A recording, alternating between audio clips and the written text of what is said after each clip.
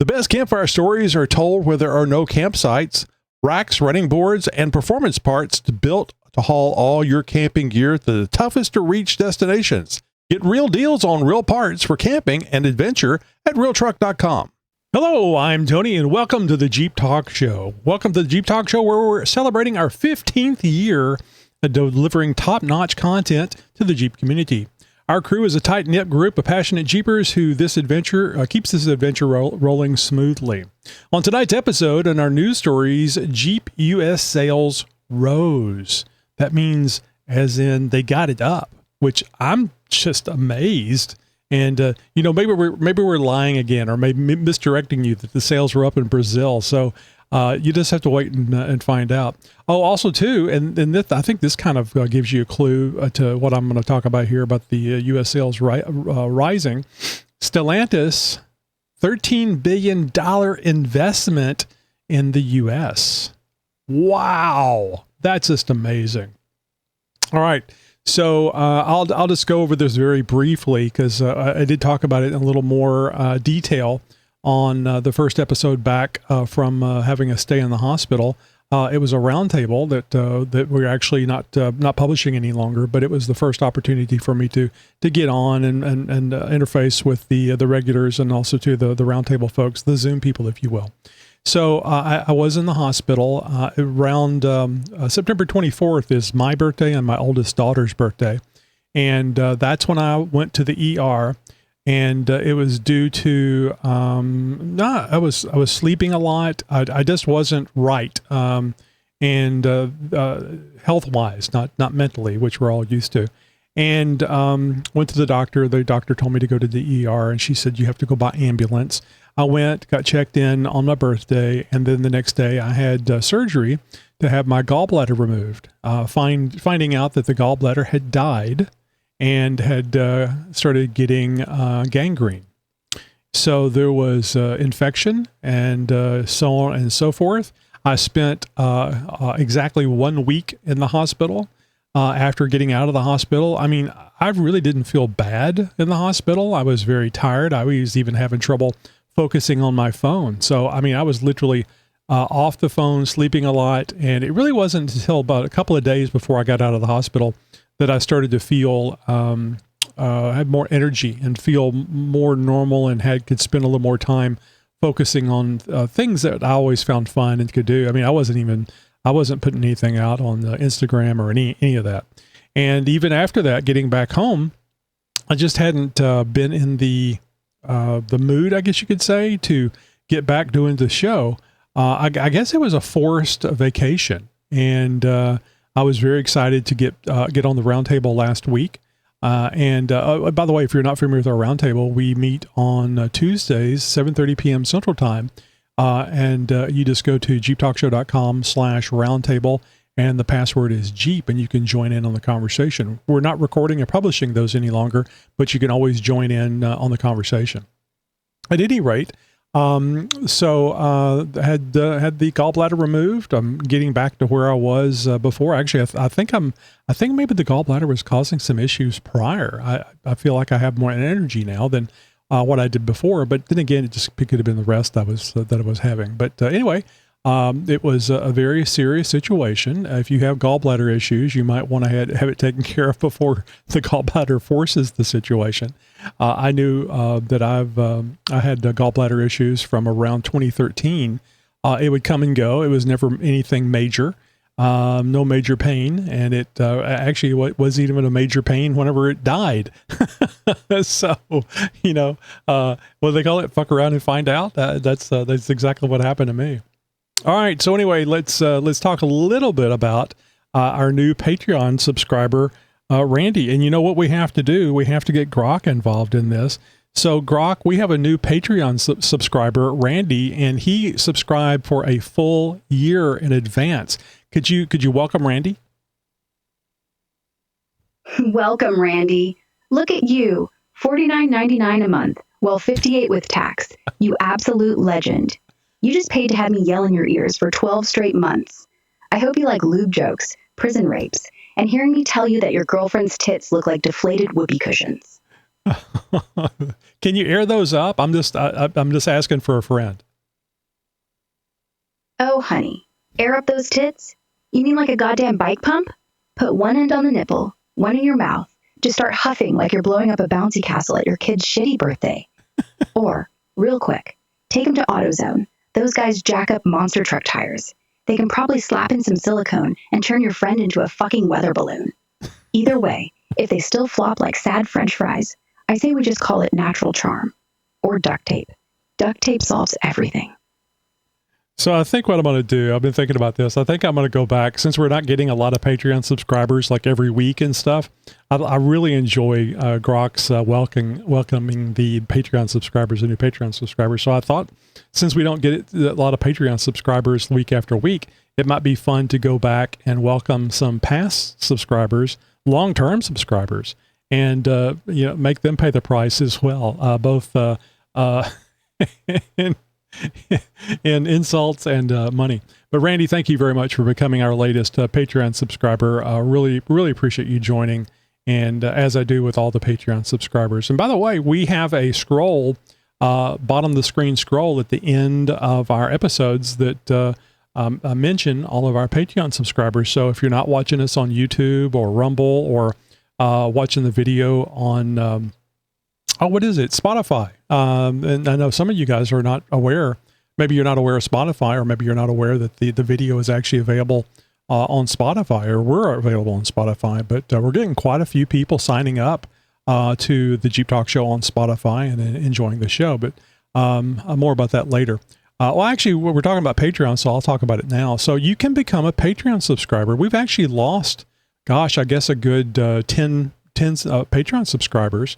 And I mean, if you're not getting any use out of it, I understand. I mean, I don't think you guys have stopped watching the show, but maybe you've tried using the Patreon app and you went, well, this is bullshit. This is horrible. Why am I paying a Patreon subscription and I can't get any benefit out of the Patreon app? Well, unless they've made some major changes recently, the Patreon app is crap. But I already mentioned Spotify. Spotify is a wonderful app that you can watch the show, and you can use it to skip, or not even skip. There's no commercials on the Spotify if you're a Patreon subscriber. So you can subscribe to the show via Patreon, and then you can actually use the little code that you get there on Patreon to go over to Spotify and sign up for the ad-free content on Spotify. Now you have an app that you can actually use for multiple things, multiple shows, multiple podcasts, music, the whole 9 yards. And the really thing I think is really, really cool is that you can listen to the show, press just one button, and it will switch to the video. There's no buffering. There's nothing. It just automatically starts showing you the video. So there's ad-free content, and of course you can just watch the regular show too, because we have two Spotify channels. There's the one that's the full of commercials and everything else, and then the one that's ad-free, which is the Spotify content. I'm sorry, the Patreon content. So it really is cool.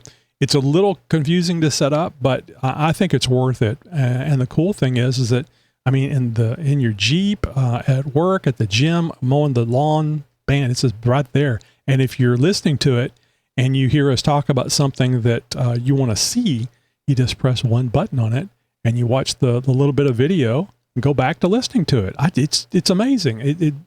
I think it's gonna ruin YouTube, because YouTube is not the best place for podcasts. Because I think that whenever you have a talking head or talking heads podcast, it's a little hard to hold somebody there for an hour, 30 minutes to an hour. And why would you be looking at talking heads? I mean, if we had some beautiful woman on here, then yeah, I can see that. But looking at me for an hour, at least this way, you can switch back and forth and get something done while you're watching. But you can still use your Fire TV in the garage on the TV and listen to the show and look up whenever you want to. So we have a lot of ways that you can enjoy the show. So you just go over to jeeptalkshow.com/contact and you can see where you can sign up to be a Patreon subscriber. And then we can insult you, or we can have Grok insult you. All right. So Jeep's U.S. sales rose 11%. That's 1% more than 10. It rose 11% in Q3 of 2025, making the brand's first year-over-year gain since 2018. That's 2018, and ending a 6-year decline. The surge was driven by a 122% jump in Wagoneer sales, alongside strong demand for the Ram trucks and Chrysler models. Overall, Stellantis U.S. sales increased, boosting their stock by over 5% in after-hours trading. 11%, folks. I mean, when it goes down far enough, it makes it easier to have an increase, right? So I'm really happy about this. And I think it was pretty clear, and we've been pretty clear on this for a few years, probably since 2018, that we here at the Jeep Talk Show were not happy with the management. We thought it was too European focused. And I have no problem with the Europeans getting smart and enjoying a U.S. vehicle like the Jeep. But was it really going to happen? I mean, they kind of have an attitude problem when it comes to gas guzzlers and wide vehicles and lifted vehicles. So I think it's an American thing. And I think that's what Jeep is doing again, is they're focusing on Jeeps and the Ram trucks in America. Oh, also too, the Wagoneer, and especially the Grand Wagoneer. Those things are huge, which lines up perfectly with the way America likes their vehicles. So I'm very happy for Jeep. I hope that they continue to increase their sales. And I'm looking forward to seeing what they do with the Jeeps to help us, the U.S. market. All right, so Control Null joined our Jeep Talk Show community on Discord. His first comment in the general chat was, "Hello, new here. Been watching/listening for the show to the show for years." Now, I love it when people take an extra step. Don't get me wrong, having viewers and listeners is the best, but feeling like you want to get more involved with us is a huge plus. We're more than just a show. We're a Jeep Talk Show family. Thanks again for joining us, Control Null. So, I don't mention this all the time, and you may be wondering what the hell is Discord. So Discord is like a 24/7 chat. You can share pictures and videos as well, but mainly it's just like a chat where you can chat back and forth. We have various channels. This one that Control Null came in on was the general chat, but we have other ones like we talk about food, we talk about guns, we talk about, I mentioned the round table. We even have a round table channel, so that whenever you're on the round table on Tuesdays, that you can actually put pictures up there and share with the rest of the folks that are on in the Zoom meeting that we have for the round table. So it's just all part of being part of the Jeep Talk Show community family, if you will. So we hope you can join us there on Discord. Again, just go to jeeptalkshow.com/contact, and you will see there's a link there where you can go over to our Discord server and just come in there and chat and share and so on and so forth. I mean, you can ask questions too, but there's actually a Jeep mod channel that has been quite interesting. Matt has been doing a lot of stuff. He got an LJ, and he's been breaking out the 15 credit cards to buy all these parts that he's putting on it. So it's a lot of fun. It's always a lot of fun watching somebody build a Jeep, especially when you're not paying for it. Tie rods play a vital role in your vehicle's steering system, translating your input at the steering wheel to precise movements at the front tires. And when they begin to fail, the signs are hard to miss, from sloppy handling to uneven tire wear.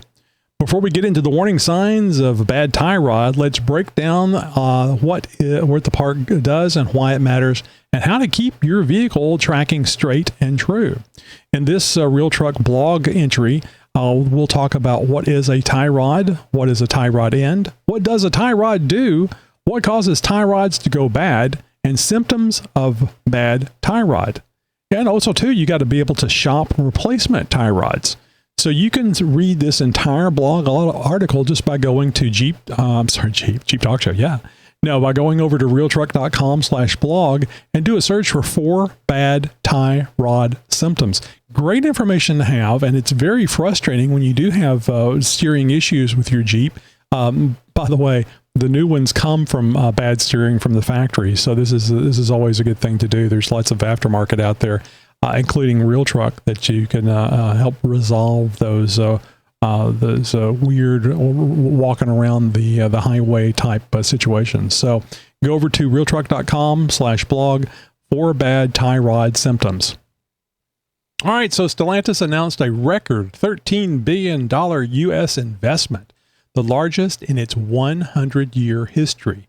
Now, of course, 100 years ago, $13 billion was $39.95, but we'll just be impressed with $13 billion. It's going to it's doing this $13 billion investment to expand manufacturing, create 5,000, that's a 5 with 3 zeros, to launch 5 new vehicles over the next 4 years. This includes $400 million for Ohio's Toledo Assembly Complex. This is great news, absolutely great news, to produce a new midsize truck along with the Jeep Wrangler and Gladiator. Oh, that sounds like the Gladiator is going to stick around. Potentially adding 900 jobs. Another $100 million goes to Michigan's Warren Truck Plant for a hybrid EV and gas SUV, including Wagoneer models, timed for 2028 production. The move shifts some plans from Ontario, Canada to the U.S. facilities amid tariff concerns. And I know a lot of you don't like the political talk, but I'll just mention there's reasons why jobs and investments are coming back to the United States. I'll leave it at that. The Monroe, Michigan family, or I should say a Monroe, Michigan family, filed a lawsuit against Stellantis on October 1st over repeated failures in their 2023 Grand Cherokee 4xe, including a highway power loss in May. The vehicle has been in the shop, costing them, or in the shop ever since, costing them over $1,000 monthly in payments and insurance. This follows a September recall for over 91,000 2022 and 28 through 2026 Grand Cherokee 4xe models due to sudden power loss affecting around 1% of the units, with fixes expected soon. Early in October 2024, recalls addressed fire risks in the same hybrids. My daddy told me, don't get them power windows. Just get the ones that have the handle that you roll it up and roll it down, the manual ones, because the power windows is just something more to break. Well, using the same logic, why in the world would you want to have 2 power systems? You have the gas system and you have the electric system. Now, I mentioned this before, and people that have the 4xEs, like the 4xe Wranglers, and we have a few in our Jeep Talk Show family, they love the 4xEs. I know Travis really enjoys the additional gas mileage, or the range, I should say, not gas. Well, I guess it is gas mileage that he got out of his 4xe before he totaled it by ingesting water in the engine. Should have had it on battery or electric at that time when that happened. But anyway, he just loved it, and he really loved the mileage that he got from it. And I think it just really depends on the distance that you're driving. So I think the 4xe is designed very well. I think that Jeep did an excellent job with it, but it would not be for me. I like the idea of having the 3.6 and the 4xE system. But I actually looked it up, and it was a problem with the amount of space needed to have the 3.6 and the electric system in there, so they couldn't do that. And I'm not a fan of turbos. I mean, if it's just something to go fast, then yeah, sure, turbos are fun. But I'm not a fan of having a turbo to make up for shortcomings of the naturally aspirated engine. But anyway, you should do what you feel is best for you. It's just there's going to be issues with any mechanical thing. There's going to be issues. Hopefully, they'll get this worked out. And what do you think? Do you think that Jeep should be paying for the $1,000 a month having this vehicle in the shop? I kind of get the feeling that's just one of the things that you have to deal with whenever you have a vehicle. You just have to do your research and get the vehicle that you think is best. But frankly, this is something that can happen to any vehicle. And just because you do your research and it's a great vehicle, not necessarily this one, but whatever vehicle you buy, it shows up as a great vehicle. Sometimes they just don't go together right. Somebody does something, or there's a lacking in third-party vendors, and you get a lemon. And this is a potential issue that you have to face. So nobody likes it. It's a very expensive thing. It's your second most biggest expense outside of a house or someplace to live. So yeah, it's a risk. It's a gamble. All right, so this is unrelated, but it kind of is related.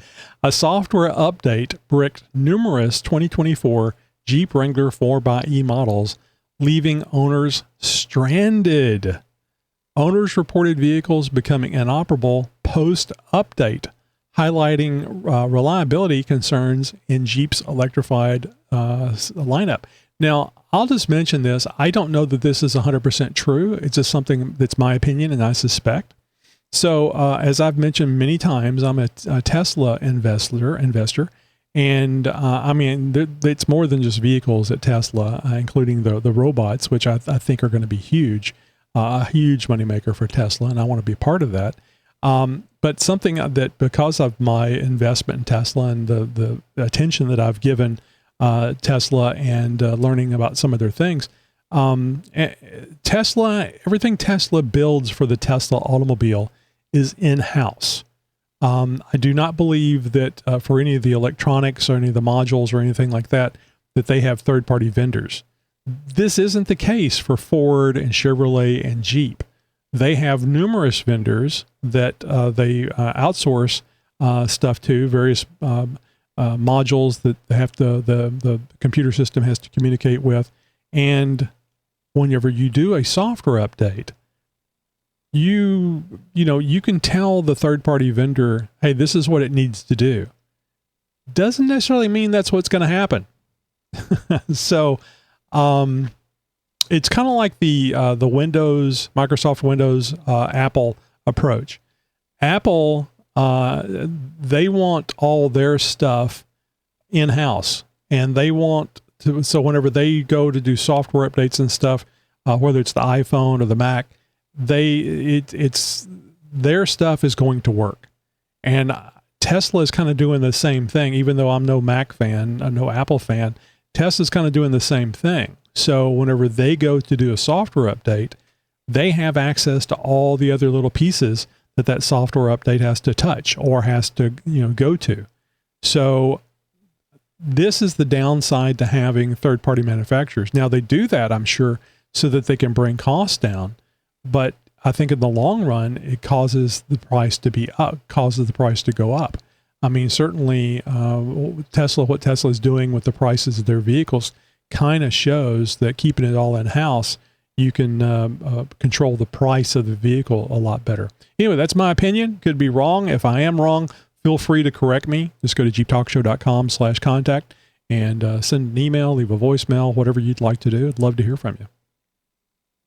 All right, so the overall, and then this is kind of a wrap up for Stellantis. Overall, Stellantis's new leadership is pushing aggressive U.S. focused growth to revive Jeep amid sales recovery, but hybrid reliability issues remain a sticking point. Well, the hybrid vehicles have been out for a while now, but it is a brand new technology for Jeep, and even though I think they've done a very good job with it, it makes sense that there's going to be growing pains. So I kind of understand why this is an issue. Hopefully they'll get it worked out, or hopefully you buy a Jeep with a normally aspirated engine or a Gladiator. Boy, I think now's a great time to get a Gladiator. The prices are really down. Are you guys? I haven't seen anything on the 392 Gladiator yet, but if you're thinking about getting a Gladiator, are you going to wait and see what the prices on the 392 are? Remember, my idea is that take the price of a Rubicon Gladiator, add $10,000 to it, And that's what the 392 should be. Now, I don't know that that Jeep can afford to do that, because I don't know how much it costs to add a Hemi V8 to a Gladiator. But I'm guessing that if it's in the $10,000 price range, or maybe $7,000, maybe not. Maybe I'm way off. But it'd be really cool if it's like, you get in there, you're looking at the Rubicon, and you go, ooh, baby, Rubicon lockers, I got it all. Everything's right here. And then the salesman goes, it'd be really cool to have a V8 in that Gladiator. Oh yeah, but I can't afford no $100,000. No. It's only $10,000 more. And then they say, or no, they don't even say $10,000 more. They say, but it's only another, I don't know, $120 a month. And you get a V8, a Hemi V8, a 392. You get that sound, and then you start it up for them, So I'm no salesman, but I've been a customer. And if I'm starting to hear, $129.95 more for a Hemi V8, that might cause me to go, damn it, let's do it. I just wonder what this is going to do to companies like America's Most Wanted 4x4, who they do more than just put V8s in Gladiators and Wranglers, but that's kind of their business, because you couldn't get it otherwise. Talking about not being able to get it otherwise. Now, see, I could have just said not being able to get it, but that would have been rude. Let's hear from Nikki G. Hey, this is Nikki G. And when you pass away, which part of your body dies last? And a lot of people think it's the brain, but it's actually the pupils. They dilate. That don't work. I would like to apologize to everybody out there about that joke. That was lame. Purple is my favorite color. Yeah, I love it more than red and blue combined. Yep, that's the keeper. All right, boys and girls, I'll chat you later and have a good one. Bye. Boop. Who else has missed Nikki G? It's been a while. Good Lord. I think it was, it was the last week of September, whenever I had to go into the hospital, and I've had a few weeks to get to feel better, and a few weeks to get rested up and be able to sit here and talk to you guys, which I feel great about being back. I really do. And thank you very much to everybody that reached out and asked if I was doing okay. A lot of you didn't know what was going on. It just, the show just disappeared. So, I was just out of it. So thank you very much for checking on me. And, it's great to be back, and we're going to get back to some regular episodes. All right. So are you ready to join the Jeep Talk Show crew? Blah, blah, blah, blah, blah. Are you ready to join the Jeep Talk Show crew? Become a Patreon subscriber today at xjtalk.com/contact and unlock exclusive perks while supporting the show. Keep the adventure rolling by leaving us a 5-star rating and review on your favorite podcast platform to help grow our Jeep community. If you're watching us on YouTube, don't forget to like, subscribe, share, and comment. Stay in the loop by following us on social media and signing up for our newsletter for the latest Jeep news and must-attend events. Got a question or an idea for our next episode? Send it our way by going over to xjtalk.com/contact. Thanks for riding along, and let's hit the trail for more epic adventures. Thanks, guys. Broadcasting since 2010. You're my friend. You're my new friend.